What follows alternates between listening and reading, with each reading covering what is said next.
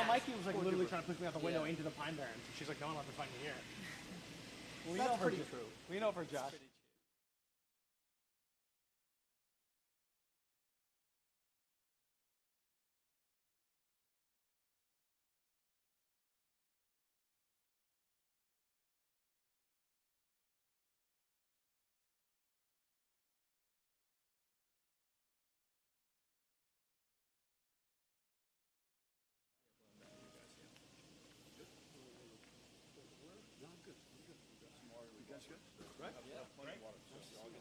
A little delay getting down. Sorry, man. We're stuck getting out this morning. Mother Nature. I know. We're stuck. Yes, sir. I think it's the colonel to me and you, the general, and then anyone else who wants to come in. Is that? Yeah. Yep. Yes, sir. We want Congressman Sherrill back in the military, so make sure you say that. Get it on record. Yeah, absolutely. That's mine. Okay, good morning. I am Colonel Brad Everman, the commander of the 177th Fighter Wing. We are excited, we're extremely excited to honor and welcome the Commander-in-Chief of the New Jersey National Guard, Governor Phil Murphy, to the 177th Fighter Wing, as well as the Congressional Delegation organized by Congressman Norcross. So we're really excited. We've put some pieces of equipment out here so you can see some of the things that we do at the 177th. It's cleverly organized. On one side, we have some support equipment for all of the agile combat support that we do. On the other side, we have some of the fighter equipment that is our direct go-to-war mission, planes and aircraft, our planes and airmen for overseas combat operations, as well as for homeland defense. So we're extremely excited to have you all here today. We're extremely excited to have our delegation and our governor here with us. One of the things as a wing that I'm most proud of is if you look around, you're going to see it's not just the New Jersey National Guard. It's not just the Air Force. We also have other members here. We've got the United States Coast Guard, one of our key players in the worldwide deployable mission, as well as that Homeland Defense mission. So as you look around and you see the uniforms, and you see those blue uniforms, those are our Coast Guard teammates on the surface and in the air that provide that daily, nonstop, continuous Homeland Defense as well as worldwide deployable mission. Most recently, and the part that I would say as a wing we're proud of in working with the Coast Guard, is that this wing mobilized 300 airmen in the last 3 months to do Homeland Defense solely for protection of the East Coast, in addition to maintaining that worldwide combat deployability to go to any theater at any time for any reason. So on that note, what you see today is you see an integrated mission from the New Jersey National Guard, the state of New Jersey, with all of the elements of the federal mission here for defending the citizens of the United States as well as the citizens of New Jersey. So on that note, I'm going to hand it over to the governor, but one thing I want to throw in before I do, so most of you probably know, we had some of our members of Congress and the governor arrive on a helicopter.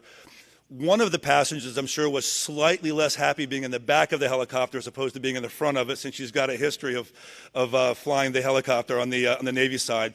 The Adjutant General correctly informed me that there is a pilot shortage around the entire Department of Defense.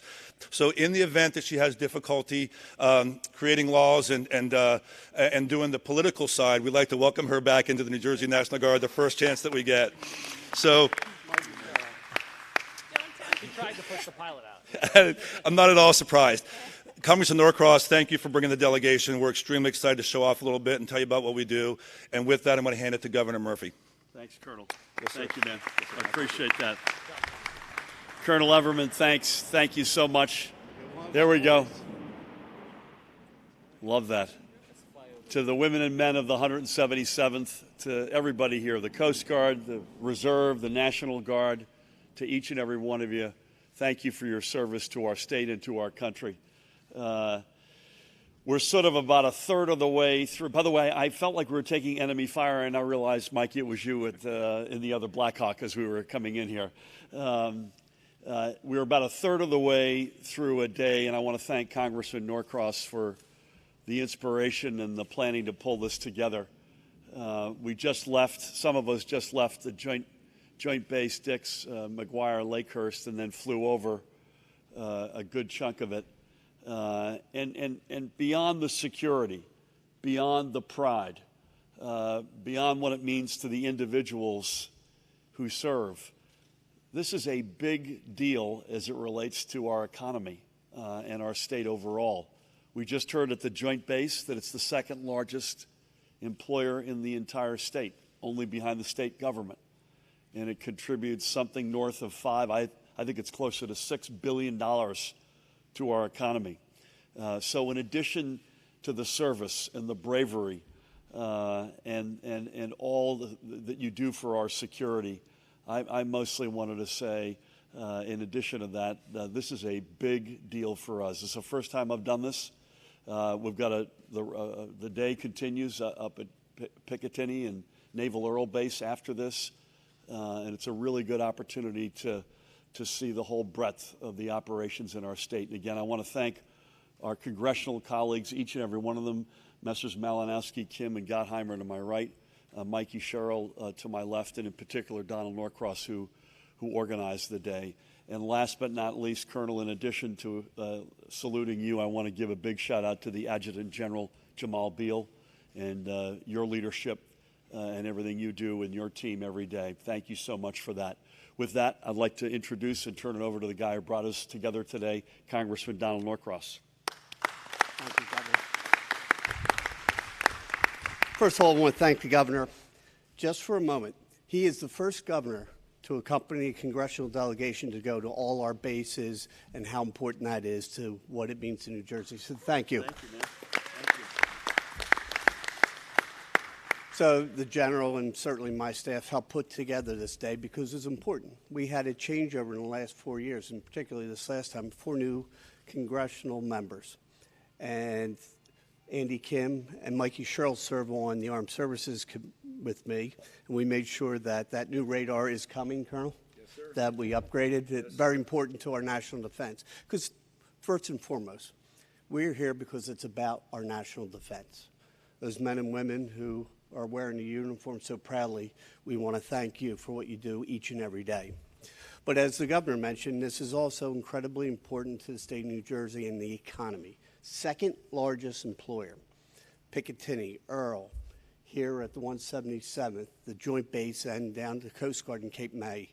We're going to be touching base and getting briefings on all those today. So just as our military does, down to the minute, we had everything except for the weather. Something that we don't quite control yet, but we're working on. But this is something to see. Andy has been instrumental in making sure the Joint Base is getting in refuelers. And Picatinny, if we talked about that once a day, it was probably too little because what it does for our national security. The Colonel, we've been down here many times before to see the assets. We're going to hear about many of the things that you see each and every day, but the things that we're not allowed to talk about, we're also going to hear because it fits right into the middle of our national security.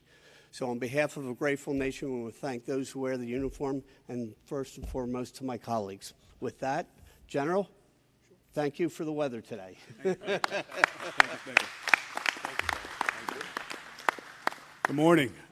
I'm incredibly aware of how hot the airmen are back there, so I'll be very brief. I just want to thank the 8,000 men and women that serve wearing the New Jersey National Guard, Army and Air uniform for the great job you guys do. Today we're going to show you off a little bit, fly around, see some things, hit all of our bases, and I'm just honored to be here today. And I want you guys right after this, make sure you drink some water, no heat casualties. Oh, all right, yeah, I know you know what I'm talking about. And with that, I'll get out of the way of progress here. Thank you so much. Anybody want to say anything? If not, we'll open up any questions from. Come on, Absolutely. come on. I just really quickly want to say thanks. I had an hour-long presentation prepared, but I remember what it was like standing at ease in the sun. But I just want you guys to know we know how hard you fight for us, and I want you to know how hard we're fighting for you. We have 3 members of your New Jersey delegation on the House Armed Services Committee. I don't think any state has more people on the Armed Services Committee, so we are fighting for you in Congress, and we'll keep doing that. Thanks so much. Amen. I'll go after you. Okay. Well, I just want to say to our armed servicemen and women, thank you so much. This is the reason why we're doing this, to make sure that you have everything that you need to be able to be successful in your missions, in the work that you're doing. And we just left the joint base, and I'm certainly working with everyone across Burlington County and Ocean County to make that successful. But all across our state, we have just enormous pride for the work that you're doing. And I can't tell you how it is an honor of a lifetime to serve on the House Armed Services Committee alongside Congressman Norcross and Congresswoman Sherrill. And we're going to continue to fight together for New Jersey and for our country. Thank you. Amen. You don't, actually, Go ahead. Jeff Van Drew had a family emergency. He was going to join us here, so Donald Payne was up. And Donald Payne was up this morning with and us, yes. Pallone, so the delegation's picking up and dropping off. Just because they're not here, they're with us. And I think I would just add, I'm Josh Gottheimer from Northern Jersey. I just would say one thing on behalf of all of us. We can't thank you enough for what you do for us every single day. It's why you see us all. We'll always get your backs. That's our job, to get your backs for always getting ours. What you do at home, around the world, fighting terror, and keeping us safe. I just want to thank you. Our job is to make sure we keep fighting for you. So whatever you need, please come up and tell us, because that's what we're supposed to do in Congress, is get your backs. Thank you very much for having us today. Thank you. Thanks, Josh. Tom Malinowski. I'm another one of the rookie congressmen. 3 of us were elected for the first time last year, but the 3 of us, Mikey and Andy and I, have spent 3 lifetimes together, one way or another, in national security. And now I get to represent the 7th District. Saw, just a couple of months ago, saw off a whole bunch of brave guardsmen off to Kosovo, to the Horn of Africa, to Jordan, and we're going to see them home. We're going to make sure that they have what they need. I could not be more proud of you, more grateful for what you do. Thank you. Thank you.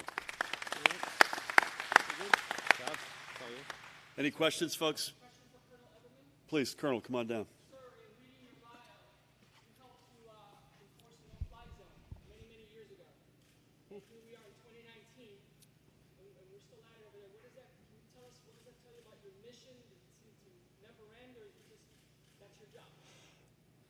Wow, that's a great question.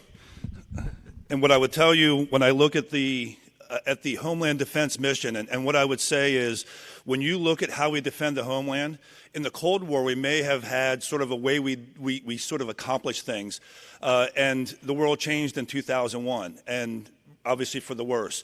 And now we have a team that has to continue to defend the United States, and there's ways that we do that. We have the 108th Wing with tankers and the same number of airmen that we have, the fighters here, the Coast Guard, and it's an integrated team. There's airmen that run radars in New York. There are Navy sailors. There are Army soldiers on the ground with weapons, and that just shows how seriously we take the defense of the United States. And I would say probably the most important part or takeaway from that is that interagency, and that's the part that we improved after 9/11, and that's the part that you see now, and that visible presence is the deterrence.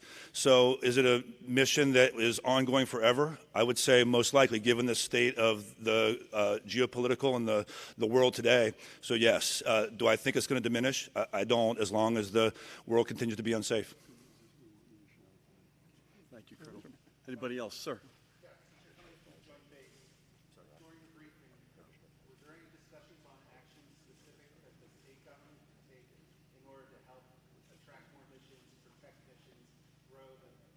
Yeah.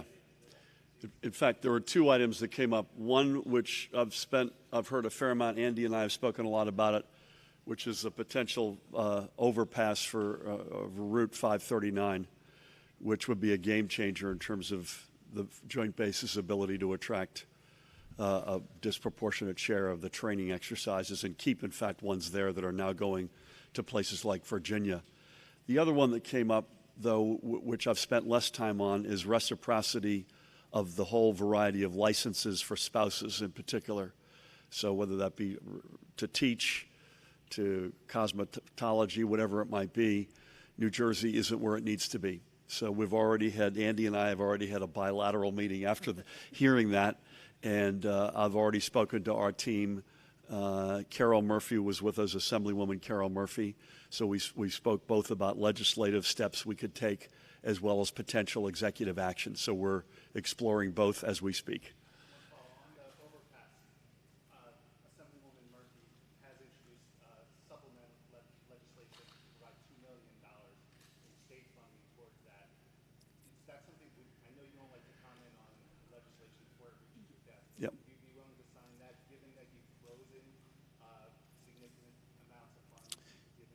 So two things very quickly. One is you're right. I won't comment on it because we haven't made a decision on it. But secondly, it's something we take very seriously. But we take all those investments very seriously. Every dollar of the stuff that is on that suspended list are dollars we like. 539, getting that done is something we like. So we just got to figure out how we do it, in what sequence, but it's clearly important. Hold on one sec, please.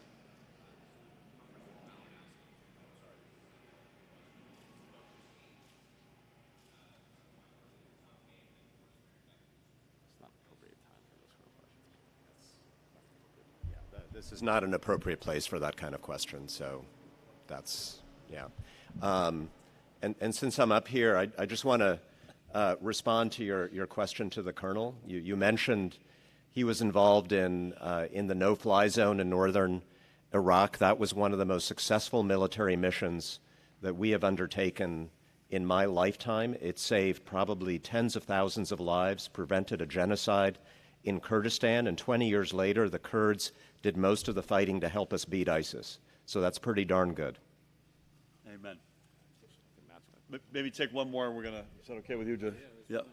Sorry. So let me go here. I didn't see you, sir. We'll come back to you.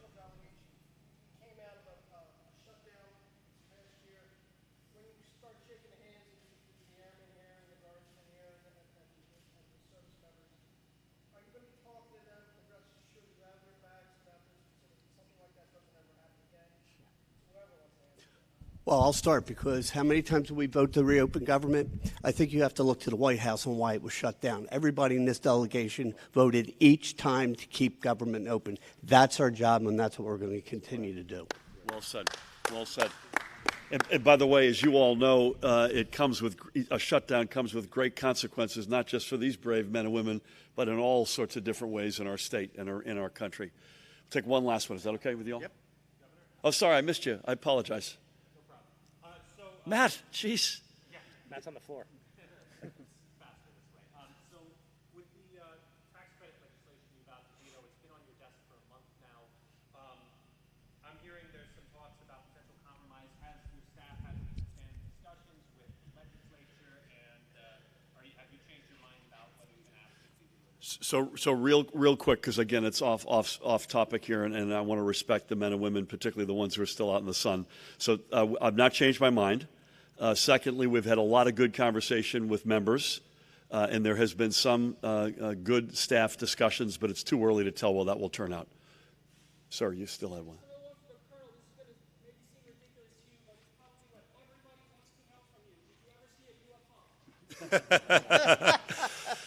I can tell you I've seen lots of unidentified objects flying, but I would not swear that any of them are a UFO. That may be specifically, and with all due respect, that may be a Navy phenomenon.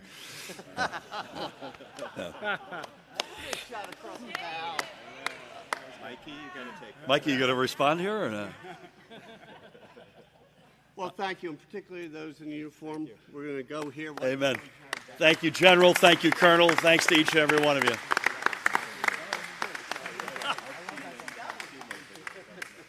What's that, Area 51? Is that the